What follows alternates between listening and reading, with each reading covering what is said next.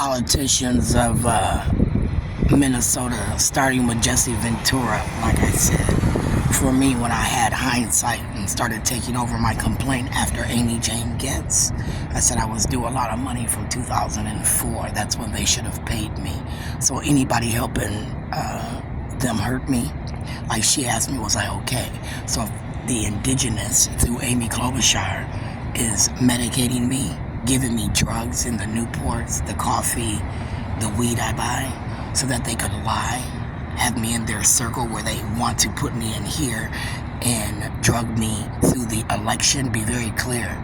Don't do that. Be very clear. I stated that I'd rather die, that I do not want to play your politics, your political games. I said I was due money 2004, 2008, 2012, 2016, 2020, when they implemented what I consider to be the Orson Welles game in the state of Minnesota, using both political parties, the Republicans and the Democrats, where their votees began to stalk, intimidate, and retaliate on their behalf, which would be lacing my food, my drink, causing my voice to be gone, my eyesight to be fucked up, my nerves to be bad.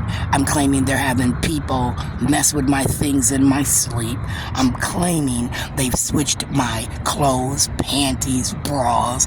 I'm claiming that these people are stalling me while they work out a deal for the 2024 election, which again is going back from 2004, 20 years of abuse of me, my children, and our names.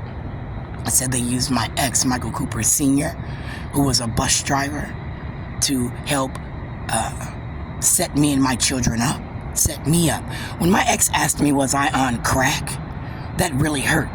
I didn't know why he asked me that until he decided that he couldn't remember nothing that we ever talked about in the 23 years we were together. I said somebody gagged him. I said, did the school, Minneapolis Public District Number 1, get you an attorney at some point where you are now manipulating me and our kids through, again, School District Number 1, where they hired your punk ass after they brought out Schoolway?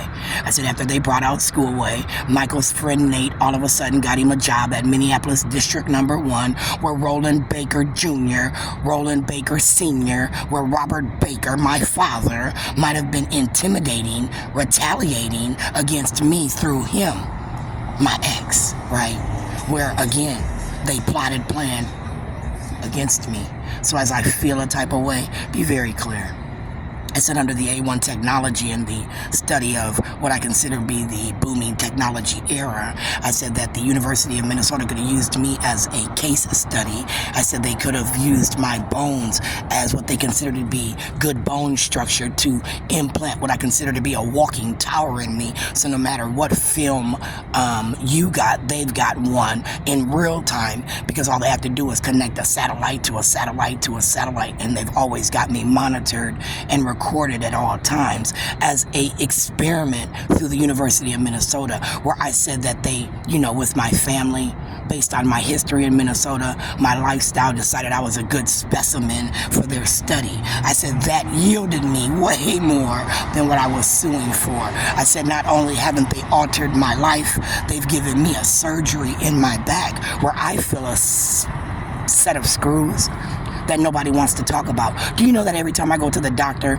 very seldom do they touch me? Very seldom do I ever have an exam that I remember where they're looking in your eyes, taking your heart, feeling your spine, looking at your toes. There was just things they were doing over the years that they just simply stopped doing, right? And as they were stopping doing that, I started taking note, again, case studying what I consider to be the breakdown of the healthcare system under what I consider to be Obamacare, where he said that you don't have to continue records, right? So the records they use now are the ones that they've created over the last 10 years, where again, I've been homeless, right? Abdi Warsame, based on you and Cora McCorvey, Minneapolis public housing, where I called it a conglomerate, right?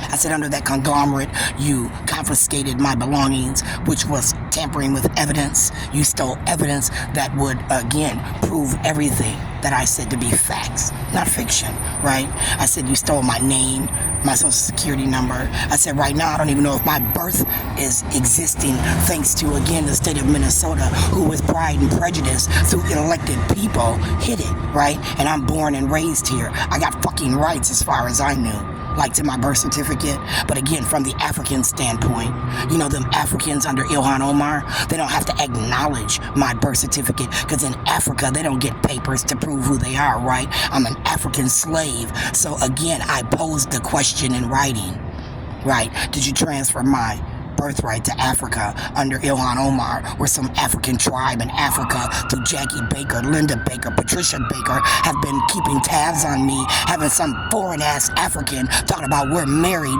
and I'm his wife, and again from the 73rd and Welcome, from the 85th and Zane stores, using my son acting as if, you know, I don't know, because when I filed that case from that corner right there, where I said that Somalian threw that bag of makeup, and you got 1, 2, 3, 4, 5, 6 cameras which could photograph this area. Does that mean you got video of that bullshit where I'm claiming I'm being stalked by a specific group of people under the African race?